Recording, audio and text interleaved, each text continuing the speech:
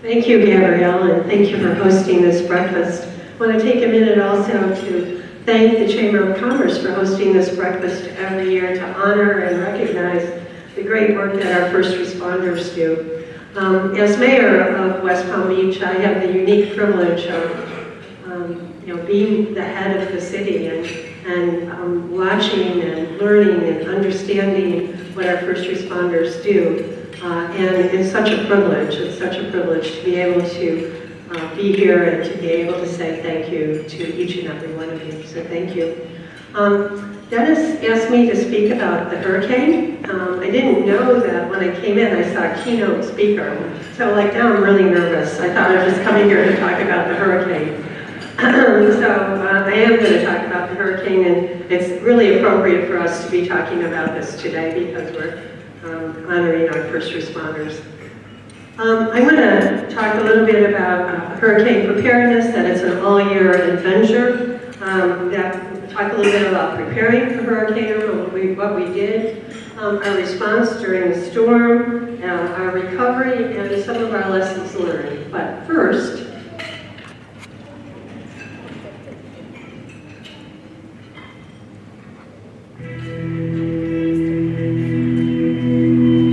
so the last update, we're now to a Category 5 with 175 mile-an-hour winds. It may get stronger. We may start experiencing some tropical storm force winds on Friday, probably around PM time, 8 p.m., depending on how fast the storm continues to move. The big thing is for the residents is to know your zone, which means know the flood zone. We are here in the EOC, and we are actively preparing for what potentially could be a very serious Category 5 hurricane, Hurricane Irma.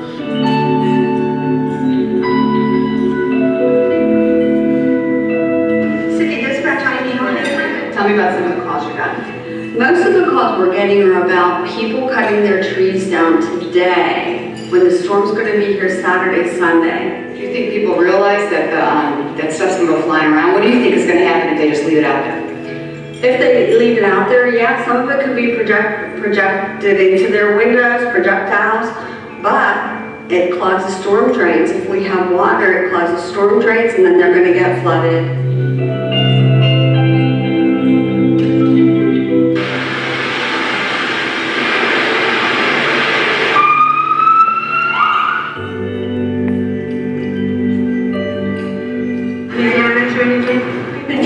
Looking around at all the neighborhoods in the city, and while there are a lot of trees down, power lines down, there are really I haven't seen any damages to homes.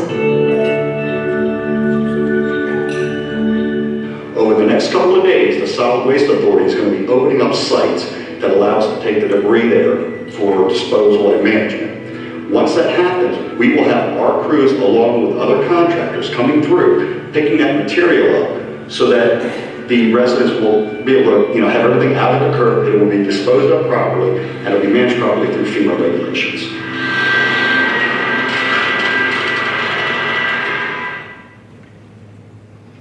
Thank you.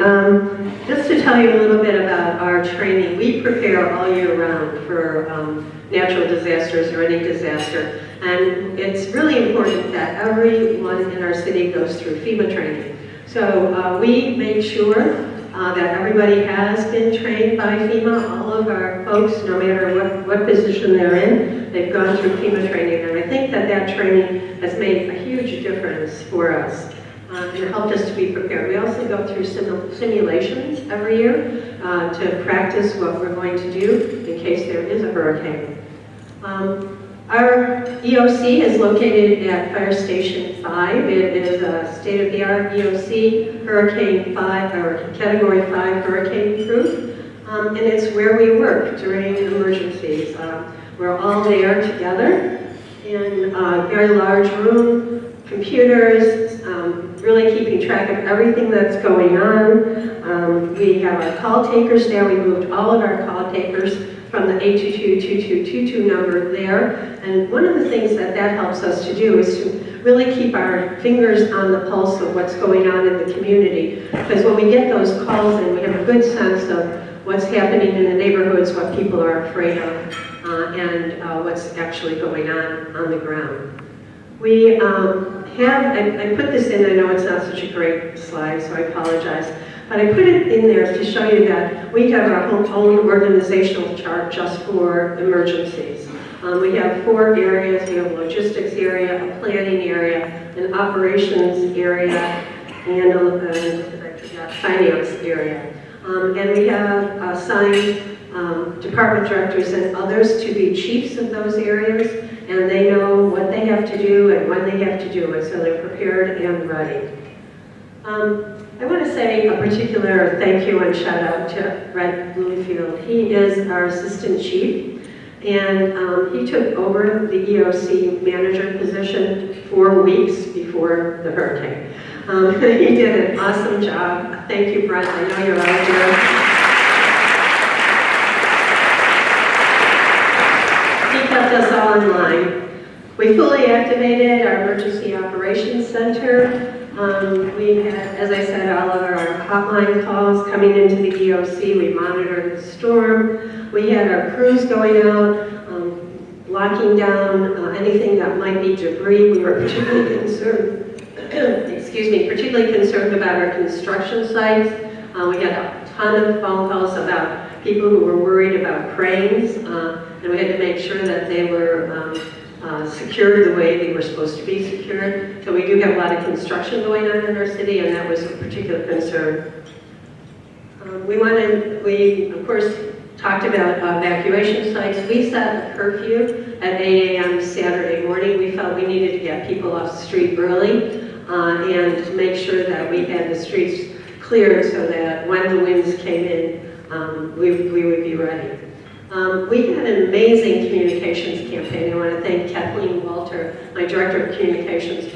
I think I was on maybe 10 television shows, with CNBC and CNN. But not only that, we sent out alerts on a regular basis through our newsletter to all of our employees, so people knew what was going on. When the EOC is locked down, we are there full time, including myself. I have my own little office with a pull-out bed and a bathroom. Now, last year when we had Matthew, I noticed that we didn't have a mirror in the bathroom. So ladies, you'll appreciate this. There was a mirror this time. I was all set, happy to have it there. But we were there. We had some great firefighters cooking for us, so I think I put 3 pounds on, maybe 5. But everybody knew their job and was working their job. We had a plan and we were working our plan. Some of our concerns, we were concerned about complacency. We have a lot of millennials or new people living in our downtown who've never been through a hurricane. And then we had Matthew that everybody got all hyped up about, and then nothing happened. So we're really worried that people would not take this seriously.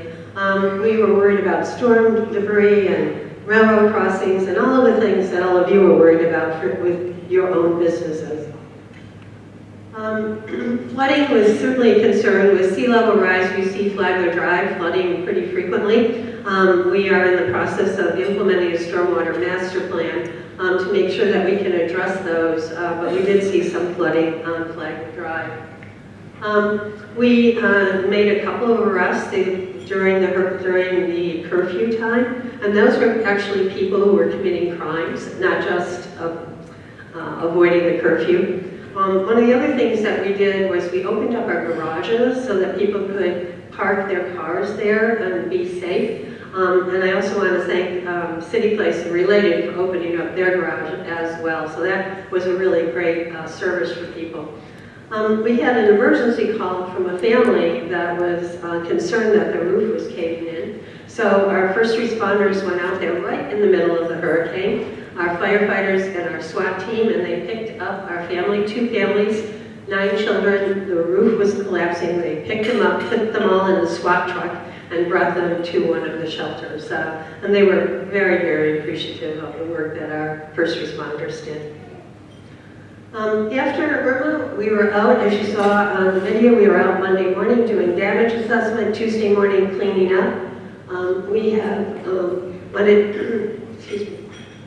Wanted to make sure that if we needed to have a point of distribution, we did have a point of distribution with the United Way in City Place that they just sort of developed, and I want to thank them and leadership from Beach County and City Place for doing that. As you all know, we had power outages. We had some structural damage to about 40 to 70 structures, but nothing major. It was mainly a debris event. I just want to go back. As you do know, we had some issues with nursing homes. We ended up visiting the nursing home and found really horrible conditions. The clients were in the homes with no air conditioning, no ice, no water. As a result of our visit, I want to thank Commissioner James for helping us track that down. As a result of that visit, we set up a nursing home task force where we sent out a member of our police department and fire department to visit each and every nursing home and assisted living facility in our city to make sure they're safe. I'm happy that Tallahassee is thinking about some legislation to make sure that nursing homes have generators, but they need more than one generator. They need enough generators to make sure that their air conditioning can work. We've picked up 90,000 cubic yards of debris so far. 100 plus city employees have been working day and night. Like probably every other municipality in the county, we had trouble keeping our debris picker-uppers here, our haulers, because they could go down south and earn twice as much, even though we had contracts with them. So that was one of the challenges that we had to face. Another thing I was really proud of is that we really handled, as City Administrator Jeff Green calls it, we really handled the audibles very well. Our generator at the BOC went down, and we were really concerned. We thought we were going to have to move out of there and maybe move into City Hall, but we were able to quickly get that fixed and up and running again. It's been a debris event. We're still picking up debris. I want to thank the public utilities. And not only did we work here in this county, but we sent teams to Collier County and we sent teams to Key West of police officers and firefighters as well. I mentioned the nursing home task force. One of the things that we learned, and I'm sure all of you learned as well, is we're a community of neighbors. It was so amazing to drive around the city and see neighbors out helping neighbors, getting things cleaned up, cleaning up yards, making sure people had water and ice. It was just really heartwarming, and it's too bad that it takes a disaster for us to be neighborly. Let's hope that we can continue that feeling throughout. I want to thank you for the opportunity to talk to you today and talk about our response. And again, congratulations to the firefighters. Thank you for serving our city the way you do. And thank you for having me. Thank you.